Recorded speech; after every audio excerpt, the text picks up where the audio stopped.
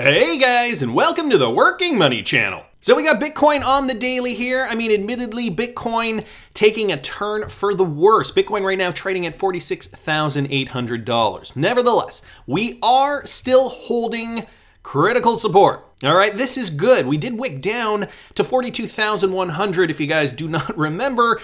And so Bitcoin right now just finding its equilibrium. I think that we are going to rebound back up. We are still making those higher lows for Bitcoin. So, 2022, I think, is going to bring a lot of new information to the crypto space, which will definitely impact prices directly. What's going on with XRP right now? Well, XRP right now trading at 82.8. So it is also following the crypto market. There is no alt rally as of yet, so it's not as if money is pouring out of Bitcoin and into altcoins at this moment in time. As you can see, XRP still holding that higher low, right? Making higher lows as well, still formulating that Nike swoosh pattern that we have seen in former bull runs, right? When we saw this Nike swoosh right over here, for example, in the middle of 2017, and then finally we popped off to that all-time high for XRP right up here, $3 and change. We are seeing that, but right now, guys, on a way larger time frame. So let me just get rid of some of this.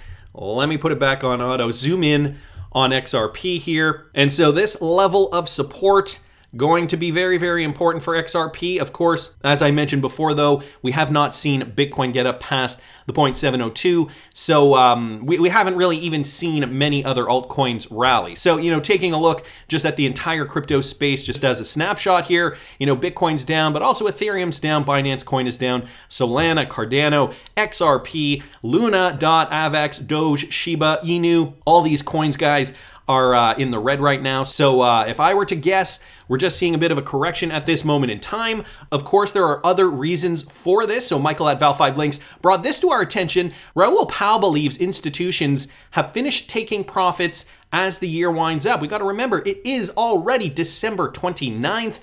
And so this is what happens at the end of the year. Raoul Pal suggested that profit-taking by institutions was likely the reason for the recent Bitcoin sell-off, but that the selling is likely done for now. So Real Vision CEO Raoul Pal believes the recent volatility in Bitcoin's price is due to institutions selling to help shore up their end-of-year profits. The perennial Bitcoin bull told Vlad from the Stakeboard Talks in a Monday interview that he believes the market is currently lopsided due to the effect of institutions. Pal said that they have been selling to lock in their profits. It was a way for institutions to say, I believe in getting paid. And so here is the interview here. It is linked in this Stakeborg DAO. This is the official tweet with Raoul Pal and that interview with him. Considering that much of selling in December has come from wallets that accumulated Bitcoin around the summer, according to Glassnode, and that institutional assets under management of cryptocurrencies surged in May and October, according to CoinShares, the timing of the selling indeed points to institutions unloading some bags. Now the question is, are they done? Asked Pal. So here's a quote. It looks like they're done because the market has been chopping around for the past week, which was the traditional last week of everybody squaring their books. While he predicts that there could be further selling out of Asia, Pal expects 2022 to begin with a strong start for the crypto markets as the capital from institutions gets redeployed. So, we're looking at the markets now. We're looking at, for example, the total market cap. And this is crypto, including Bitcoin, the entire market cap, right? That's looking fairly healthy. If you guys look at that trajectory upward, we are seeing nothing but upward momentum.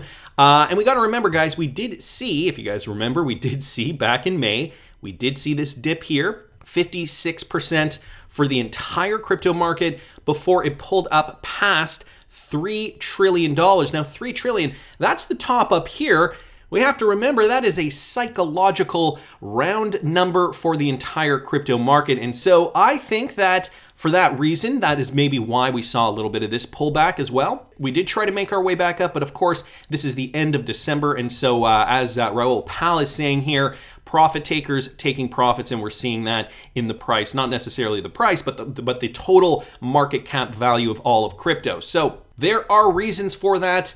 It looks like they're squaring away their books, but that money could be redeployed in 2022. Pal believes that institutional investors will become increasingly bullish on cryptocurrency through 2022 as they begin to better understand the ever-increasing adoption of the technology. So This is ultimately what we should be paying attention to. And of course, that Ripple XRP lawsuit may also have an impact on institutional perception of cryptocurrency. Once we get that verdict as well, I think that will help price along. Not just for XRP, but for the entire crypto market. But you can imagine, once that verdict does come down the pipe and we do get some kind of clarity, how much that will impact the crypto market. But more specifically, XRP price will definitely be one of the top performers once we get that final answer. Noelle Arkinson from Genesis Trading shares Pal's insights on institutional bullishness on crypto going in 2022. So here's somebody else also discussing this. She discussed institutional trends in 2021 and pointed out some potential highlights for 2022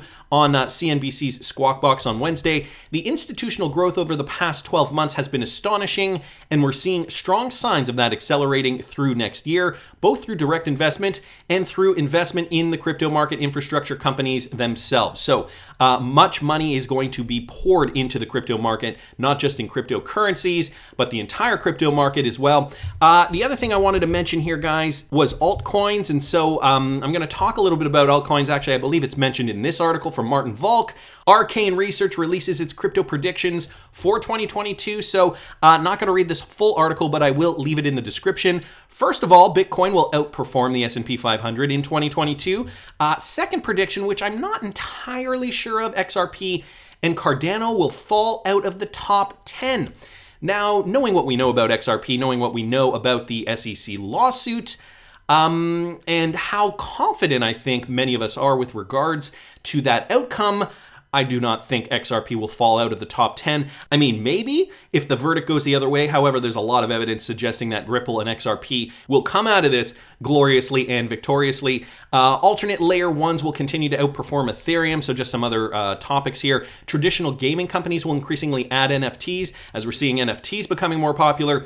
Even more crypto companies will go public, and several will have valuations above $5 billion. So we know Coinbase was that big one in 2021 that went public right around the top of the market. So I don't have to I'll just bring it up anyway. The Bitcoin chart here, right when we saw, well, the top of the market at that time, right when we saw the market push up in the spring, that's when Coinbase went public. And then sure enough, the market just dumped after that. Bitcoin ETFs will hold more than 1 million BTC by the end of 2022. And where was it down here? Maybe it was not from this particular article here. Let me just go over this real quickly. No, I don't think it was this one, but there was another article that I read earlier today. I guess I didn't save the tab. That was suggesting that the altcoin market is really what to be paying attention to in 2022, not so much Bitcoin. So, we bring up the total 2 market cap. This is the entire market cap, excluding Bitcoin. And, comparatively, when we saw that 60% correction back in May, back in the spring, into the summer, we did shoot up, make new all-time highs. What are we seeing now, right? We are seeing this pullback for the altcoin market, but it is only 34%. And yes, we are down a little bit, guys, but nothing really, I don't think, to be too terribly afraid of. We are coming back, basing back in this level of support. If I throw Fibonacci on here real quickly, we are kind of past the 0.382. But even if we come back down to the 0.236 here, rebound there, that would form that double bottom pattern before we make our way to the upside. Also remember as well, this is the total 2 market cap just zoomed out here. Also remember, from the top of the last bull run to the trough of the bear market, the bottom of that bear market, guys, the altcoins have not even completed a full Fibonacci extension, so we have not even seen them go all the way to the top yet. We have seen significant levels where they have rebounded, like here, and we're coming back down in and around here. So even if we do see the altcoin market come back down, hit this level here, right? We still have to break through here, the 3.618, and finally break above to the 4.236. So altcoin market's still looking fairly robust as well. And Bitcoin dominance, just another quick article here. Not going to go over it, but it did finally breach 40%, albeit not for long, guys.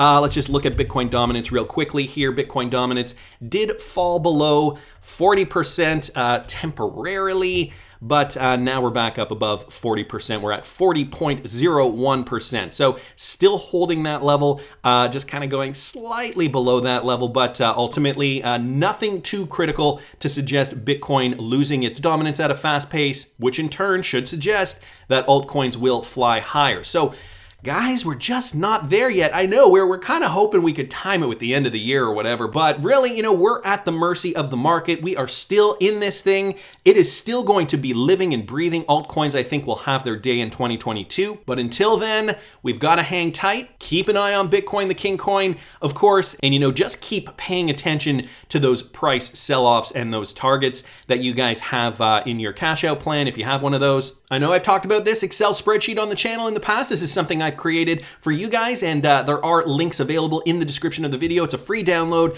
my cash out plan. You just manually input the cryptocurrencies that you have. This is just a sample, and the quantity that you have, for example, the targets where you see those cryptocurrencies potentially going to, and you can change these manually. Like you can put $75,000 for Bitcoin or $589 for XRP, whatever you see fit. I'll leave it at 10 for now. But then from there, you can decide how much cryptocurrency, for example, you would be cashing out if you wanted to only cash out 35%. That would be the amount. The remaining amount of your bags left over would be here, and that would give you this amount of money. So in this case, for this example, cashing out 35% would leave you with $586,272. This goes all the way up to 90%. And Carrie at App Labs has also created versions of this for both iPhone guys and Android. So I will also leave these links in the description for those of you guys who want to have the working money cash out plan on your phone in case you guys want to plan this out, maybe still haven't gotten around to it. Perhaps over the holidays, that would be a great time to do that. And I urge you guys to tip Carrie in XRP. He did a lot of great work here. I am not making any money off this app, by the way. This is all his brainchild. He came to me and asked me if he could utilize my spreadsheet as a model to create this app. So he's done a really great job here, guys. I thought I'd give him a quick plug because Carrie's a good guy. Anyway, wanted to keep moving on. Tag XRP posted this. I'm starting to think Joe Rogan and Jamie Vernon may not want to talk about the SEC versus Ripple case. Joe Rogan moved to Spotify, and guess who controls his narrative now? JP Morgan. There is no way Joe Rogan does not know about this case. I just don't think he can talk about it. So there was that petition going around the XRP community trying to get John Deaton on the Joe Rogan podcast. Well, Tag XRP has uncovered something very interesting. I mean, maybe the topic is just not of high interest. However, take a look at this, guys. Spotify has now deleted 42 episodes of the Joe Rogan Experience. This was back from April of 2021. So Joe Rogan moved to that platform, and now we're seeing perhaps why they did decide to go ahead with that move. I don't see it here, but apparently in one of these screen grabs here, this is just stating that Joe Rogan is exclusive to Spotify, #1 podcast on our platform. Right, it's just down here. In 2016, Spotify issued $1 billion in convertible debt. With $1 billion in cash, a more sophisticated investment infrastructure had to be put in place. And this was also the year when Spotify took its first steps further out to yield curve with the help of long-term partner JP Morgan. So interesting to note the connection there. And the Joe Rogan podcast, obviously Joe Rogan has a very large reach, but of course, perhaps a conflict of interest if Joe Rogan were to talk about the Ripple XRP lawsuit, considering the SEC also does have a clear-cut connection with the major banks in the United States. So an interesting little tidbit here. Did not think about that. However, it could just be that Joe Rogan is not interested and maybe doesn't think that there is enough interest in the topic of the Ripple SEC lawsuit for his podcast. So this is just some speculation, but an interesting connection nonetheless. We got this from Real XRP Boy, guys. Monica Long from Ripple X, making it very, very clear what XRP is used for. Listen to this. Yeah, it's a great question. We see a future similar to Tom of coexistence of all different types of crypto assets, central bank digital currencies, independent and decentralized digital currencies, as well as new types of tokenized assets. And I think the role between crypto and CBDCs is CBDCs will solve domestic for example domestic payment use cases. Still, though, there will need to be a way for CBDC currencies and systems to interact. So you have to still solve for cross-border.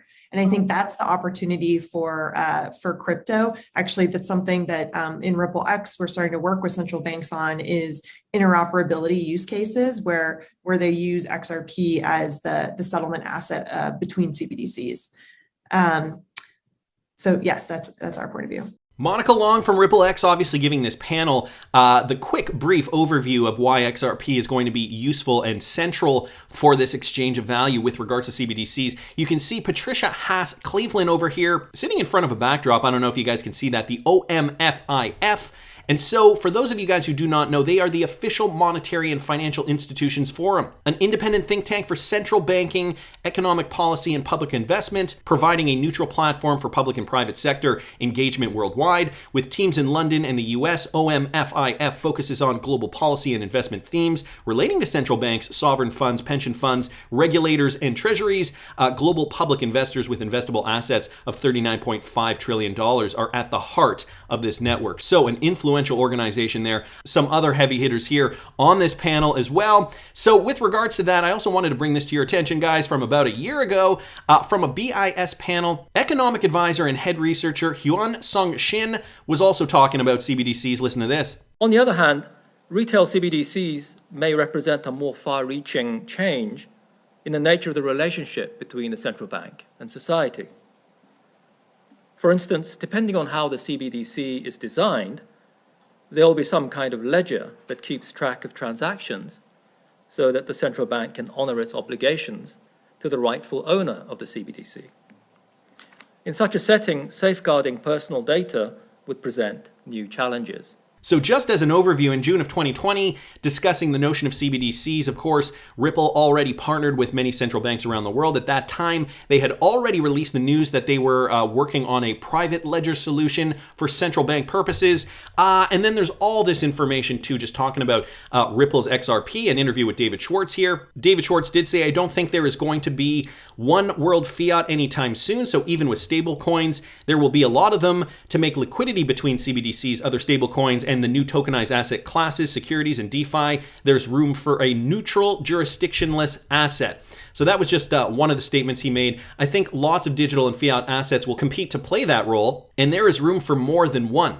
I see the dollar's role as the world's settlement currency slowly shrinking and international commerce increasing. So we'll be fighting for a share of a bigger market. Ripple obviously has a leg up, a head start with this, considering how many partnerships they do have with central banks. But David Schwartz is saying, you know, XRP is not going to be the only solution. There is definitely going to be other options.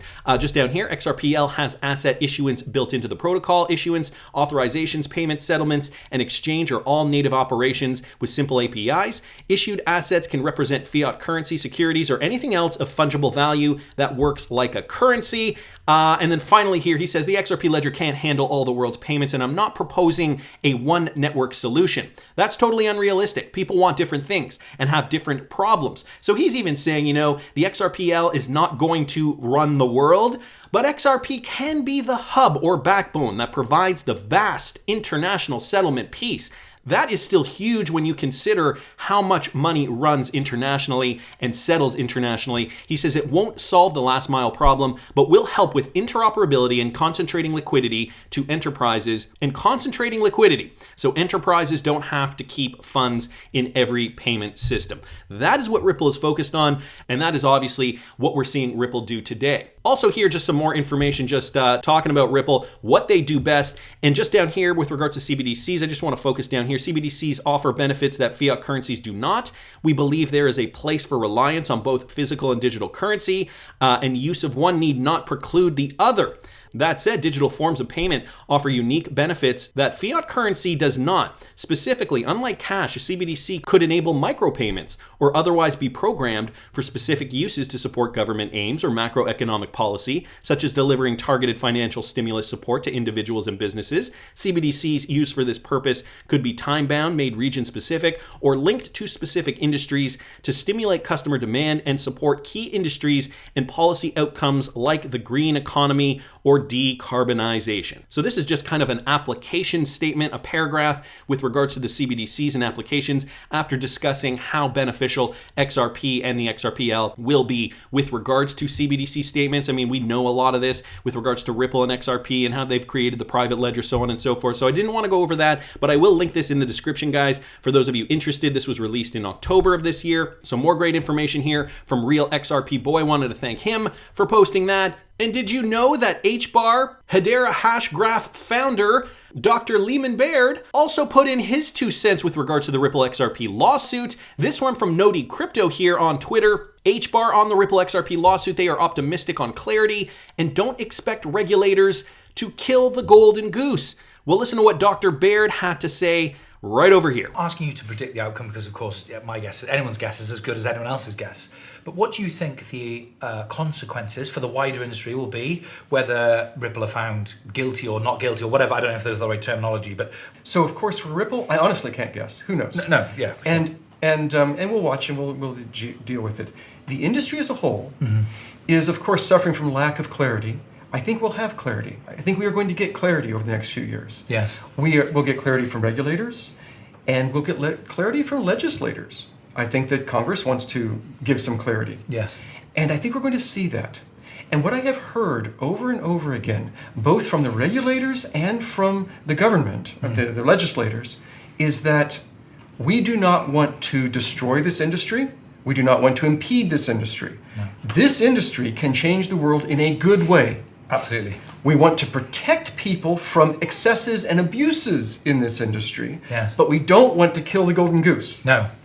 And that's the right attitude. Absolutely, yeah. So I don't know if everything they do will be the right thing. They do wrong things, but their goal appears to be the right thing, which is, can we build up a true industry for DLTs that will change the world in a way that helps our constituents? So it seems as though everybody in the cryptocurrency community rooting for Ripple in court. Dr. Lehman Baird also saying, if there is a negative outcome with the Ripple XRP lawsuit, that would essentially mean they would be killing that golden goose, which would set the US back with regards to cryptocurrency regulatory clarity years. And we cannot have that. So, although Ripple is in court, guys, although the sentiment in the air is somewhat negative, we still have to remember 2022 likely to bring us some favorable results, some favorable news. This is just the short-term pain before we all benefit from that long-term gain. That's just my opinion, but I want to hear what you guys think. And remember, guys, I will be taking off a couple of days around New Year's. I won't be releasing a video on December 31st or January 1st. I will be back on January 2nd with another video, but I want to hear what you guys think. Please subscribe to the channel if you haven't already. Like the video if you like the content I'm providing.